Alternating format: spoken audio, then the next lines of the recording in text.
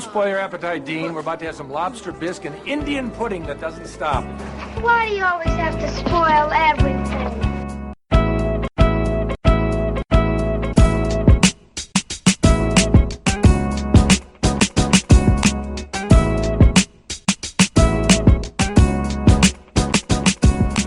Ladies and gentlemen, boys and girls, you're here for another episode of Spoiled Tribbles. I'm your boy, still working things out with your mama, J. Rich, the Spider-Tribble, and I am here with... Scully-Tribble. The Tribble of Tomorrow. Mermaid-Tribble. Joey Belgrade. Mikagoon Tribble. I don't got a cool Tribble name, man. Well, you had one, we forgot. Yeah, I know. Yeah, because we haven't seen each other in a while. Let's talk about this film, Get Out. Directed by Jordan Peele from Key and Peele, the fame of Key and Peele. Starring Allison Williams, Daniel Kaluuya, Bradley Whitford. Now, the guy, Lakeith Stanfield, I didn't recognize him from anywhere, but maybe I've seen him in something, I don't know. But I remember Catherine Keener, I saw them. I did not, we just discussed this, but I didn't realize that Bradley Whitford was the guy from Cabin in the Woods, one of the guys that was in the control room. When I saw him, or the West Wing. Small show. Very indie show. Yeah, small thing. No one knows about that, yeah. But was I the only one that thought he looked like Steve Jobs? Yeah, no, he A little bit. He had the turtleneck and the bald head and the glasses. Yeah. That was to be more stereotypical, right? Right. To add to the satire. And That explains why they were screwing with the Windows Phone. Yeah. It all makes sense. yeah. All right, let's get down to this is a horror film based on the fears of every black man who dates a white woman. They are a couple in the city, and they're going to meet her parents, her very white parents. Oh, come on. The guy's name is Bradley Whiteford. He dropped the E to be safe. Yeah, right. I thought it was a cool premise because you saw from the trailers. Let's talk about what we saw from the trailers. It looked like a solid horror movie. Oh wow, that's a weird thing to make a horror film about. Yeah. I'm black, dating this white girl. I'm gonna go see her parents. Horror film. But then you think about it, and speaking as a black man, that is a horror film. That is something you go through. And one of the things we can talk about before we go into the spoil part is him bringing up, do they know I'm black? And she was just like, no. And I was waiting for her to say, my parents don't see color. And I would have jumped into the screen like, you trifling biatch. No, instead she says, my father would have voted for Obama for a third time if possible. Yeah. And then what's funny is I kept leaning over to Scully-Tribble and explaining to her, I've heard these lines before because I've asked these questions before. Do your parents know that I am black? And oh no, should they? Yes, because you see the look on their face when they see that you're black. And then this went into those ideas, and he probably went through the same experiences, so it was easy for him to put this film together. And it just takes a darker tone than you even thought, from the trailers. Yeah. Oh, yeah. There's a lot hidden through this movie that the trailers do not let on, and that's part of what's just so awesome about it. From the trailers, I really got a Stepford Wives type vibe. Yep. That's what I thought going into it. And then how you were just mentioning the character, the way he it's weird because he it's almost you want to give him credit because he's handling such a terrible situation so well. People being all incredibly awkward around him, and he's just like, yeah, and like nodding with like a smile and just like rolling his eyes, like move on to like the next person, and just like, okay, cool, like, he's handling this like awful situation as best as possible, and then just like it keeps getting weirder and weirder, and like I didn't see that, like, I mean, it's a horror movie, you see that coming, but like it gets really weird with like, I don't know, without spoiling. Right.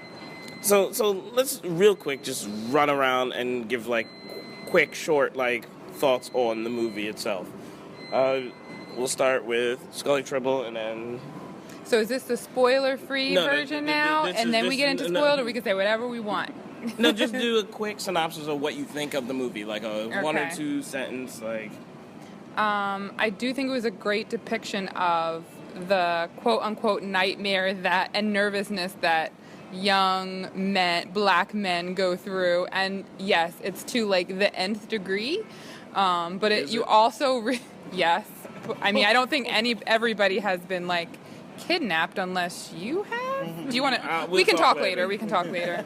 But I think also it brings out a few things about little comments that people say here and there that we think are harmless, but it really like is saying something deeper too. And that's a lot of what you experience throughout this movie. Is he's just trying to be like this good guy who's like, all right, this is kind of a weird situation, but you know, I'll deal with it. And people are just making comments here and there, and you know there's more to it. But he's like, I'm trying to give you the benefit of the doubt, and I'm trying to be the good guy. But great film, super intense and nerve-wracking, and totally recommend it.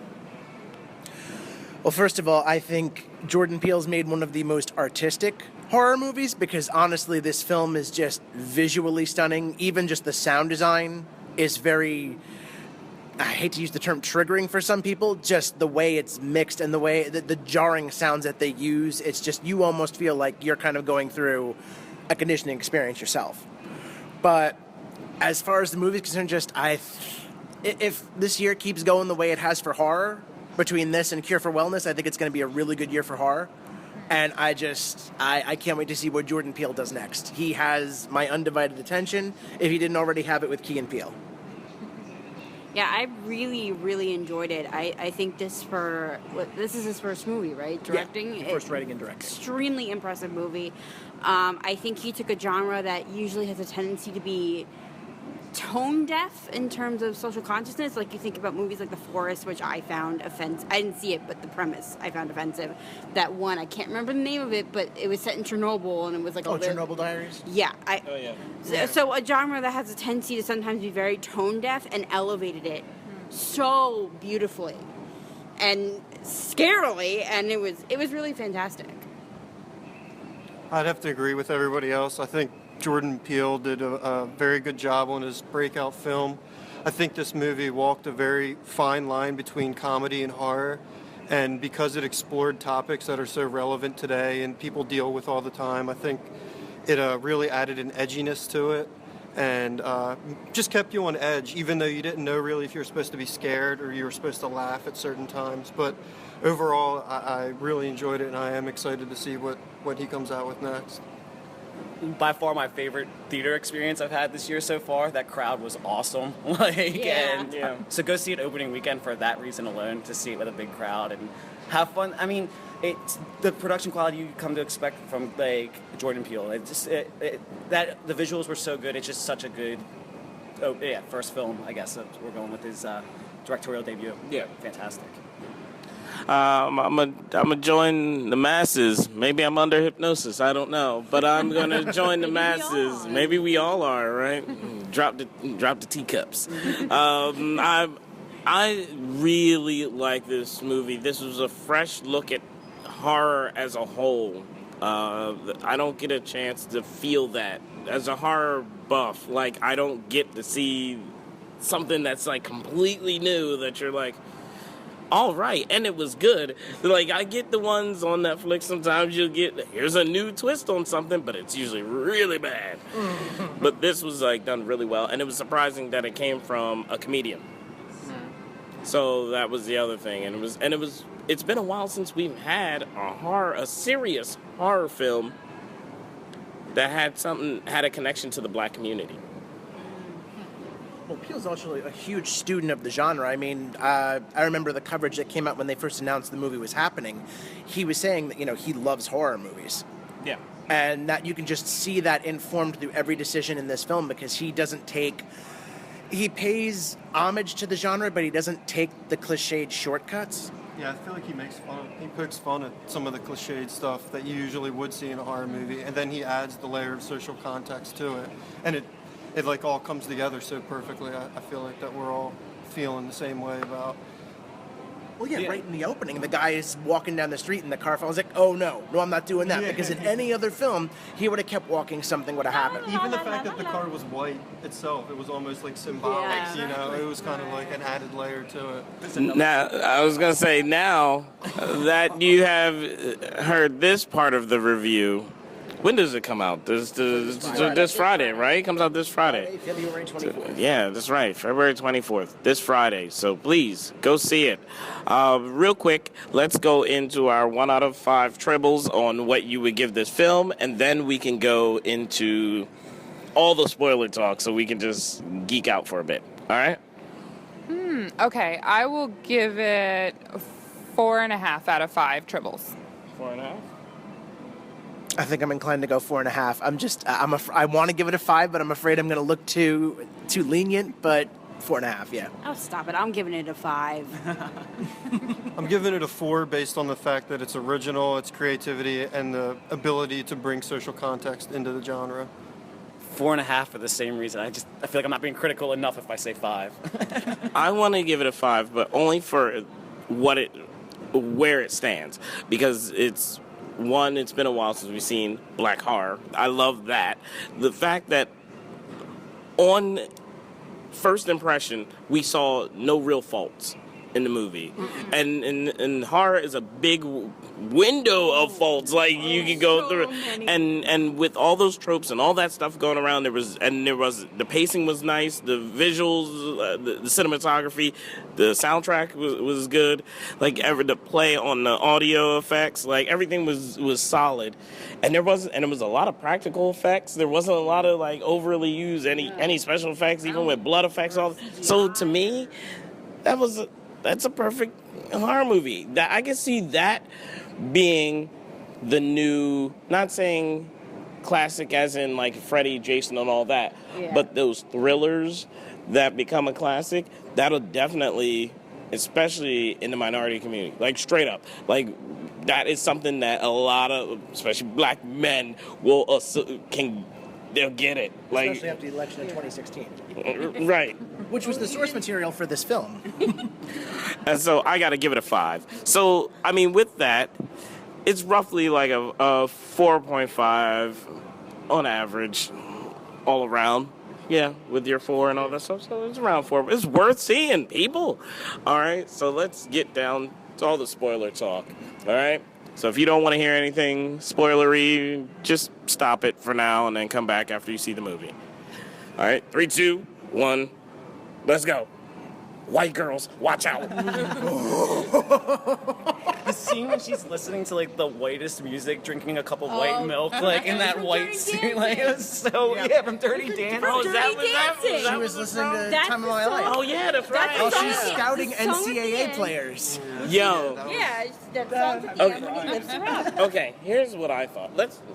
I guarantee you we all had our own idea of how this movie was going to play out, right? I think I thought, like in the first third of the movie, that the mom hypnotized everyone in the family because the dad repeated word for word what the daughter said, but they were in 2 different towns when it was being said. Yeah. Yeah, but that could have been just a pre-programmed script from a while. Like Obama's Right. was at least in president for 8 years. So for at least the last 4 years, they probably changed it from, my dad really wants to vote for him the second term. He's ready to, my dad would have voted for him a third time if he could have. Right, but I thought it was just more of the mom was. I thought even Mom was looking at the controlling trailer, everybody. yeah, and then even how the son reacted. I thought the son was the only one that wasn't hypnotized, and that's why he was so rebellious. And he was trying to test. He was trying to test what is his name in the story. Daniel. What's Daniel's name in the story? Chris. Chris. Chris. That they were trying to train Chris to. He was trying to like see could he fight? Could he get out? Right. Like he was like, you and me, I'll help you get out, kind of thing. Yeah, like it almost seems like, hey, guy, you need to be strong. My family's crazy. You need to get the hell out of here. I kind of felt like that was him almost testing him because he was asking, "Do you do martial arts? Have you ever been in a fight?" Right, and that's what I was talking about. about. He was going to try and get him in a hold, and he's like, "Oh, well, I do jujitsu or whatever he said," and he's saying you got to be a few steps ahead. So I felt like it was almost like him, like measuring him up. Like, can I take this dude if I have to? Right. Yeah. Since we're already into the spoilers aspect, like, and we know the family that was living, it's their grandparents. Can you imagine how weird Chris is with like those conversations he must have had with his like grandfather, like about like I don't know, like you could make a whole sub movie out of like Chris hanging out with his quote unquote grandmother and grandfather, like, and I don't know, that would be incredibly awkward. You mean the son? Yeah, like. Well, Chris is the main character. Chris is the main character. Oh, I'm sorry. I'm thinking of the son. You mean Rose and I can't remember the brother's name. The brother's name. I'm the sorry. guy with the really punchable face. Yes. Yeah. Didn't he look very punchy? As soon as I saw him, I wanted to punch him. I was like, you look like a character dude. on With Game that of Thrones mustache. that does something really evil, and you just want to chop all their legs It was off. the mustache. Yeah, it was that That's weird Caleb mustache. Landon-Jones. It wasn't. Because he was in First Class. Yes. He was Banshee. Was that Banshee? I was Banshee in First Class, and then he did this really fucked up movie called Antiviral, which is David Cronenberg's son directed it, and it's so weird, fucked up. It's like celebrities get viruses and people catch them on purpose because they want to be closer to their favorite celebrities. Again, David Cronenberg's son directed this movie. I don't ever want to go to their Thanksgiving. Just weird. Just weird. Anybody have any theories beyond that? Like, because I thought it was the mom running everyone, because even everyone reacted to how the mom called the shots. Even the dad. Like, he was, she said something, everybody got in line. Yeah. So I thought she was in charge. I found it interesting when the kid, Logan/Andre, had a seizure, and the father, who's a doctor, doesn't go tend to him. The mother's the one tending to him, and I was like, wait, that she's a psychiatrist, technically not a medical doctor per se. So I was like, wait, shouldn't the medical doctor be the one in the room with him tending to the seizure, especially a neurologist, not the psychiatrist? And that's when I was like, wait, that there's something weird, and I thought, like, puppet strings. I thought it was her doing everything. Didn't it come off as she was the one in charge? Like, at least for a good chunk of the Especially beginning. because there's also the part where the father's talking about, I used to smoke and then she hypnotized me and now I want to throw up anytime I see a cigarette. Exactly, and the same exact thing happened to Chris. So everybody was everyone except her was happy. So overly happy. Yeah. The dad was overly happy. Like, everyone they knew around him was overly happy. She was the only one that was, like, very low-key, very, like, quiet. Almost too chill. Almost, yeah, she was on her chill too hard. Yeah. Like, you were like, you're shady. Probably because she's the one that's doing the hypnosis, so if anybody gets the impression of her being upbeat or emotional, the minute she tries to go chill with them for this hypnosis, it fucks it up. She has to be the constant control because she's the one that maintains that conditioning. Right. Which led to me, like, because I saw how everyone reacted around her. I think the movie did a really good job of, it gave you things that you predicted were going to happen, but it also had like a little carrot or in front of you, or it didn't show you the whole picture, because we all knew that the mother obviously was mind controlling people, but then it also revealed more stuff about the daughter and about the grandparents inhabiting the servants' bodies, and it kept it all fresh. I didn't see that coming until they actually said something. That was I didn't see that. It kept you more on your edge instead of just knowing, okay, the mom's the mastermind, Right. and It's one thing to have, like, hey, there's a series of, like, I'm hypnotizing people and controlling them. That's sort of mind-blowing enough. Then let alone to say, hey, we have this medical procedure in which we're going to put you, like, into a different body. So that's a good point. Because, like, when they went through the second phase with Chris and he's talking to the blind art dealer, And this one next to me, Mike, he's going, oh, they're going to take his eyes. They're just going to pop them out in front of the other guy. And it's like, no, I started jumping his to brain. that. See, I didn't go to that whole brain thing because I forgot that the dad was a neuroscientist. You think it's going to go somewhere, and it doesn't. But, like, in a really, really good way. How funny is it that guy doesn't want to be, like, lumped in as a racist, though? Like, the guy that wins the bid and everything, he's like, no, please don't, like, think of me. I don't care about it. That's not my reason at all. I just went, your eyes. I'm a vain motherfucker. Exactly. Yeah.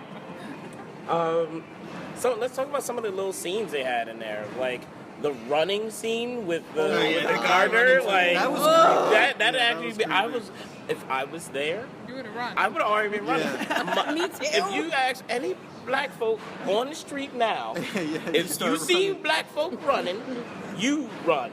Yeah. He started running towards me. I'm running away from him, and I'm just gonna go into the house and just do what I gotta do, pack up and leave. I think that goes back to the beginning of the movie, setting it up so well with like Keith. I'm sorry, that actor's name.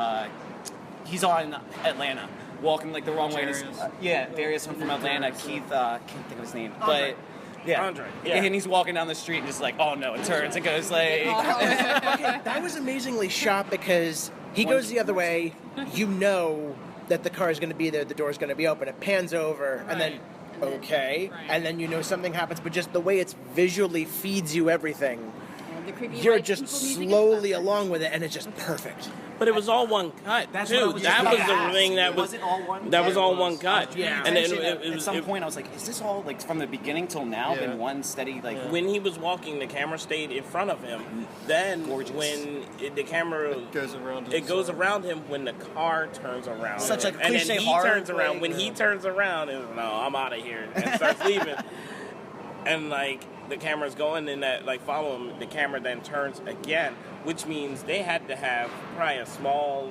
Like That's a steady cam. Like a small steady cam. Yeah, there was no way that there's no way you could put a dolly on that to catch it. You would have caught some of the crew. That's really nice cinematography.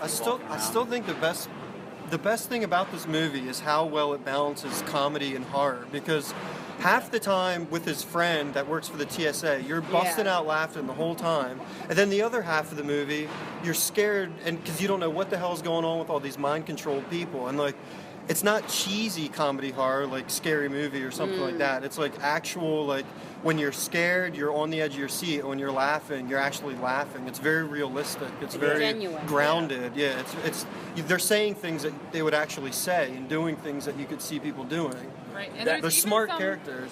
There was even some like nervous laughter too, like when there were sequences where Chris was like out in the lawn with all of these rich white guests, and he's like, okay, somebody says some comment to him, and we're all like laughing because it's funny, but we know something's coming. That's why we're laughing. Right. I know. It sort of explored that feeling that white people don't want to necessarily visit, but black people necessarily have to go through. So it like bridges that gap between it. That's why comedy and horror. That's why this movie speaks to me so much, because like there was so. I've worked for like corporate companies doing like being the only black guy in the entire corporation. We'd have outings and stuff like that, and it would be just a sea of white people. And I'm like, all right, I know a few of them that I'm really cool with, but then there would be ones that would come up to me and say like weird things, like when the one woman grabbed Chris by the arm and was like, oh, you're a strong one. Yeah. Like that's happened to me. Like people have given me looks and be like usually when I had to do like press conference stuff, like it'd be like the one older white woman who would give me that like wink while I'm having like speaking or presenting something. I'm like, awkward. Jesus. I'm gonna just look away from you now because I know what your intentions are. Well, I think it also like speaking as a white woman, like it explained my fears about other white people, because like I'm about to marry a man who's half Hispanic, and shame. I know. I want to know who he is. And I'm planning on taking his last name. Uh-oh. So, and not that we've ever experienced anything, but like the fact that it could happen, and like that's how people sometimes say shit like that, and they think it's okay. Like, Well, Like, especially I since your can't, parents moved like, down to Georgia. it boggles my mind that people would say stuff like that, but they do. But they say it, but just like how they portrayed it in the movie, they say it without not thinking that they're being offensive. Yeah, they're trying to relate, but they're trying to relate, but it's they so don't realize obvious. that they're Obvious. being offensive. It's almost like so from condescending in a way. like that It's old like, standard. it's like, oh, let me come down to your level. That Like, was yeah, the like, old oh, you're really good at standard. sports, right? Yeah. Like, let's not talk about you as a person. Let's, Right. oh, you like sports. Specimen. How strong are you? Yeah, exactly. Yeah. That was so creepy. Did you I notice? fucking loved him in this movie. Did you notice that a lot of the phrasing was racial without being Vulgar. like they would be like, oh, blah blah blah, and you would just hear the word black randomly said in there, or like they'd be like, oh, like color, or they would say something like. So the movie like bounces back and forth between like we're seeing the film through like Chris's perspective and Rose's perspective, right? Like because like anytime like she's the white person that's picking up on the uncomfortable like tones that the rest of the crowd is like throwing out there. So like you're holding out that she's a good person, like Yeah, pretty she much doesn't the know. whole time. Like she's like the Right. the essential black sheep She's of the the family. succubus. She's where feeding into the madness. like, but you, Right. was I the only one that thought that I was hoping that I didn't necessarily. I suspect her a little bit, but was holding out hope that I think like, she we all was thought she was going. mind good control. Mind control is what I thought. I thought she was getting her mind erased every time. Like I thought at one point I thought she was getting her mind erased every single time. I didn't 'Cause they hated the fact that she was dating outside of her race. I thought the and box I of picked pictures up, would- and before they even Fantastic. But- She would have been a sleeper agent. right. They fucking they would have winter soldiered her. Right. And here's the thing. I figured that she lied anyway. The second she said she never dated a black man before, I was like, that's all lies. Because you guys, you were too familiar with his flesh. So like you've traveled this road before. I know what that looks like in a white girl's eyes. I know. So I'd have just called her on her stuff right away. I'd have been like, we're not going to your parents' house because you are straight lying to me. What happened to your other exes? Like, I would have just asked that. And then, like, what I figured was that she had jungle fever, as they would say. And that's what the parents would call it. And they hated that she dated outside I of thought it was her gonna be race. something like So that. they kept killing all the people. And even the maid, I even thought that it was like, oh, she probably tested the waters at one time, came home, because this that is was a good one. right, because this is all the different stuff that I've seen. So I was like, oh, is she doing this to like piss off daddy every time, and every time they get murked, like, you know, like. But then Silent Bingo is like there's like the whole monkey wrench in the thing because it's like as soon as they Yeah. have Silent Bingo, you're like, and it's you're like like, kind of what like the a hell are they funeral doing? set. Like they have like that big like portrait of like Chris, and you're just like, what the hell is going on? Right. And, like That was brilliant. yeah, like that. And that changes, that scene alone changes the way you look at the whole Right, thing. Because yeah, at that point I was like, they're all in it. when she went to hug him, that's when I realized something was up with With her. Rose? Not with Rose. It was when she hugged him and he was upset, right? And she's passionate about her man. She won't let anyone hurt her man, right? When he was sitting there crying, she didn't shed a single tear. And I noticed that, and I was like, yo, she's in on it. And she took him out there, and then they cut to that scene. I was like, oh, yeah, Yeah. it's Yeah, exactly at the the same time as they're bidding on him. Yeah. she was the distraction to take I him. mean, because not for nothing, anytime he starts crying, I start crying. So, you know. Right. That's what I'm saying. Like, there's supposed to be some type of bond where, like if I get angry or she gets angry, I get angry. You know what I mean? There's some yeah. kind Upset of about Oh, she's yeah. gonna leave than anything. right. Like, she's And more then like, she you're gonna was, just leave. and like, if you listen to that conversation, her whole point of that conversation was to make sure that he was gonna want to stay. Yeah. Yeah, it wasn't a Because conversation up of in- empathy. It was a well- conversation of control. Right. It wasn't like, oh, I feel bad for you. He's up there bearing his whole heart and his soul and his everything. Yeah. And she's like, but are you staying? My mom died, so you're just gonna leave? Right. I couldn't help her. You're gonna leave, aren't you? I think that's the turning point for the movie because up until that point, they just seem like a bunch of slightly crazy, pretty ignorant white people Yeah. who are maybe trying to get past their prejudice. They don't know how.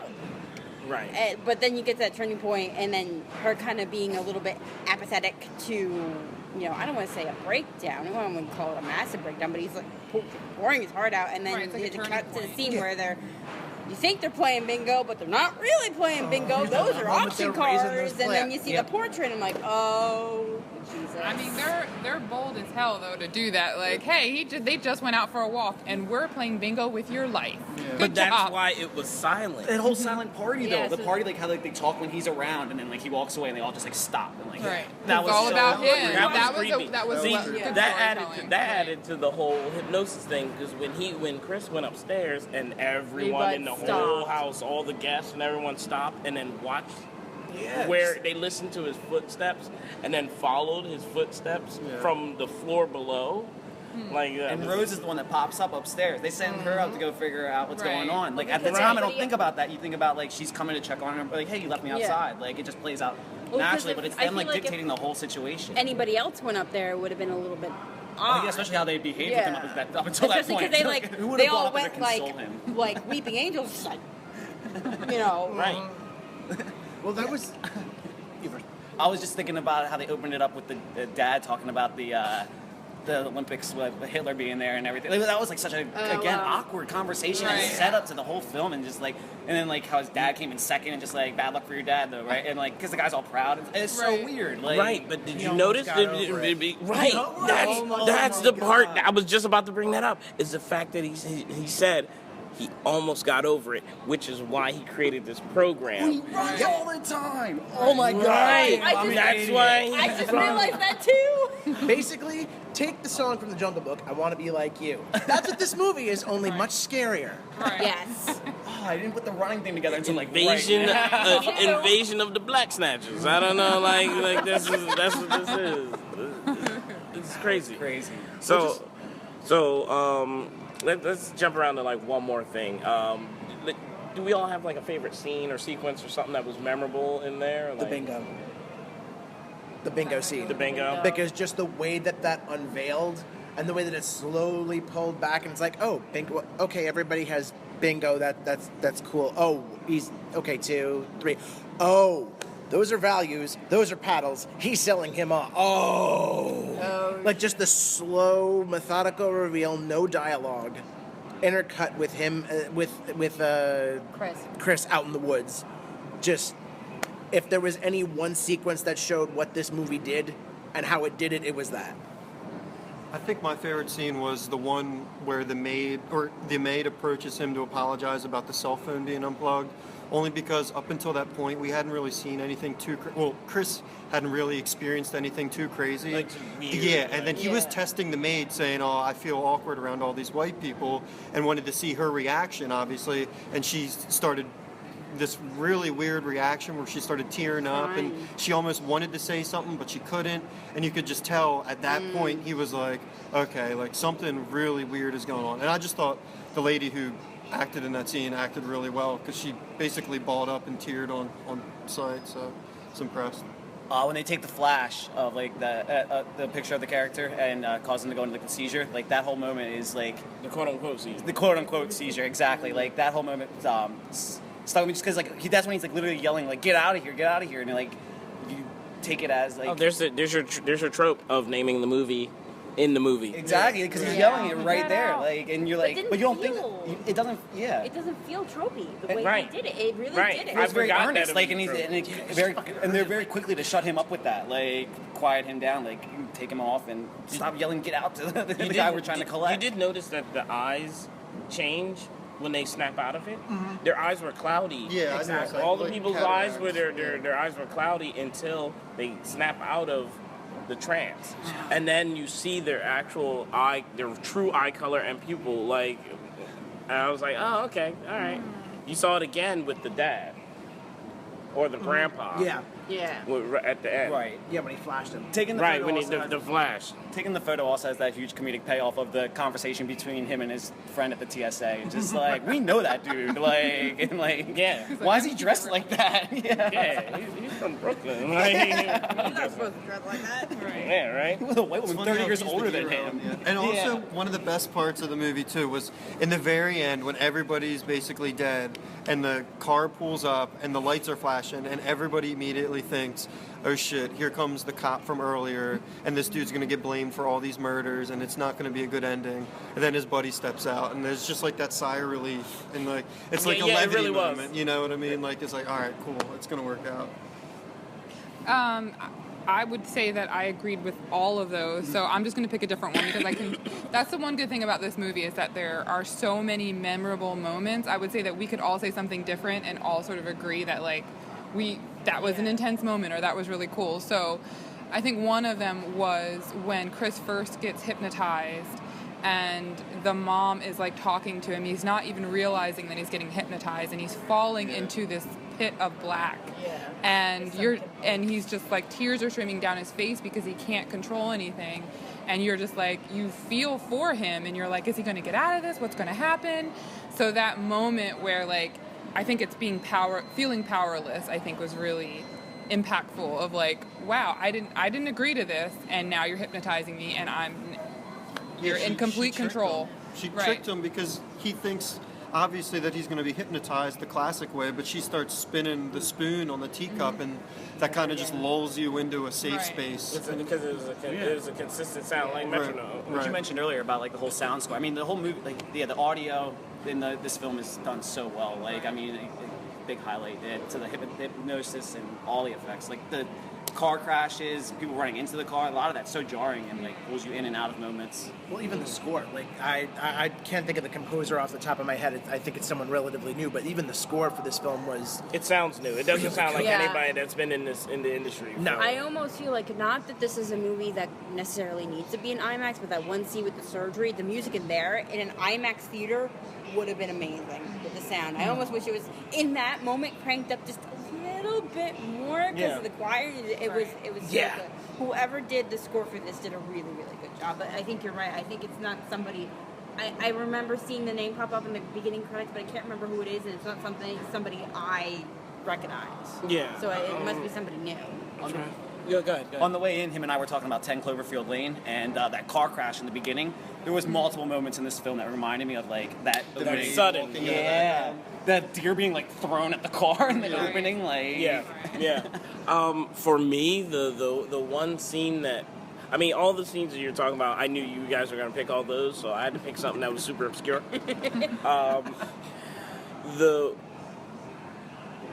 The one, it's when she changes and becomes, when Rose changes and becomes the now bad guy. She did the movie trope in reverse. Usually in movies, the girl next door or the whatever girl is bad when she lets down her hair. She usually has a ponytail, lets down her hair, and she's a whole different chick. This time, she put up her ponytail and like she would, controlling. You're right. Yeah. Which I always find so funny because, like, I don't know if anybody else feels like this because, like, when I feel like I put up my hair in a very high ponytail, I feel more intense and look slightly less nice than when I do when I have my hair down. Yeah, because I'm getting it out of my way so I can beat you up. Like, you know, I'm coming for you. Right. She was getting things back under control and everything like that, taking control of the whole. It's a very Clockwork Orange vibe at that point. Again, the milk throws me off, man. Like, I'm just sitting there drinking milk. It just gave you. Shopping for men. Shopping for her next. Shopping, not just men. Shopping for black men. Fit chocolate men. Black men. Like NCAA like prospects. All available on Bing.com. Right? A lot of windows in there. There was a whole lot of windows. Windows was fun in there. I knew. Oh, that's why Steve Jobs was the villain. That's what I said. Oh, I didn't That's even what I really. said. You're right. Yeah, you're so right. They fuck at the Windows Phone. He has a Surface tablet as a computer. They were using Bing. They were using Bing, So and then is the Spider-Man. villain, and oh my gosh. I knew that girl. So is Spider-Man's Amazing Spider-Man? Oh, At least the first one. So is the Amazing Spider-Man a Nazi? Weigh in with your thoughts in the comments. But I knew she was a psychopath when she was doing that, and she has a bowl of what I think is Fruit Loops Yes, and Fruit a Loops. glass of milk. So weird. And separately, I'm like, Well, she doesn't want them to mix. I was literally. She Right. doesn't want She them to doesn't mix. want. Get it? She doesn't want them to mix. It's what we call the apartheid record. Oh my god! That we just blew our own minds just now, ladies and gentlemen. Go watch. She likes to keep her colors separate from her whites. Yo, I'm going to see this again. I gotta take people. To see this movie. Out of support, I want this movie to do well. I want to give. Good. Like, we came up with so many different ways that this could have played out. And all of them would have been fine. Yeah. But then he gave us different ones on top of I think that. the fact that we're having a conversation amongst a very diverse group of people that could be and we're all getting such praise is exactly what Jordan Peele would want to hear. Like that's probably the highest criticism we could give to it. I mean, and all having an open conversation about what we like, what made us uncomfortable, comfortable, funny, all of that. Like, yeah, we really are a rainbow over here too. Like, I wish you could see us. No connection. Except for you. I don't like you, you're white. Oh man, I'm gonna be looking at white women so differently. Me too, and I'm a white woman. Yo, I'm getting all my white female friends are like, hey, what's up, James? Like, don't touch me. You know, stay away from my drink. I'm not going camping with you in Vegas. Stay away from my drink. Don't hug me. Don't get too close. And I'm definitely not going to visit your parents. Show me your Fruit Loops. Show me your Fruit Loops. I recommend if you have an awkward friend that says uncomfortable racial comments at times, take them to see this movie so maybe they can pick up on those things. Yeah. Like without you having to tell them to their face. It's this is what yes, we all have that. We all know that person. So like face their own. Yeah. I just kind of want to do. This is like a low-key version of Dear White People. Low-key. Oh, that's a very good because people are upset about that. Yeah, you got to credit. I'm gonna let y'all know. Y'all got to credit me in any post if y'all gonna use. Well, you got to put that up, and that's gonna be the pull quote. Low key, Dear White People. Yeah. Dear White People on steroids. You could go Or either way. Dear White People, the horror movie. Yeah. Another really good movie, though. What do you think of that Netflix series for that? We'll see. Yeah, we'll see. You should actually. Series. That should be a get together we should have one day. Movie versus series. Movie versus series. So check it out, ladies and gentlemen. We just sat here, had an open discussion. We had a spoiler free in the beginning, but then we got really into the discussion. Matter of fact, I know you guys got stuff to plug, so why don't y'all plug it? This is Mike Reyes, a.k.a. The Tribble of Tomorrow. You can find me on Twitter at Mr. Controversy83. You can also find my writing at cinemablend.com and cocktailsandmovies.com. I got nothing to plug, so not yet anyway. All right. This is Sean McAloon. You can check out all our content at ageofthenerd.com and pcmworldnews.com. Plug myself, Scully Tribble, the best ever. Oh, wait, hey. All right. And you can find anything and everything Black Tribbles by just Googling us. We Googleable. You know what I mean? Twitter, Instagram, Facebook. We got an open discussion group called Tribble Nation. You can hit, all that stuff up. All right? So this is Spider-Tribble amongst other Tribbles, and we are out of here. Later. Wow. I hope I didn't spoil your evening. No, it's been interesting.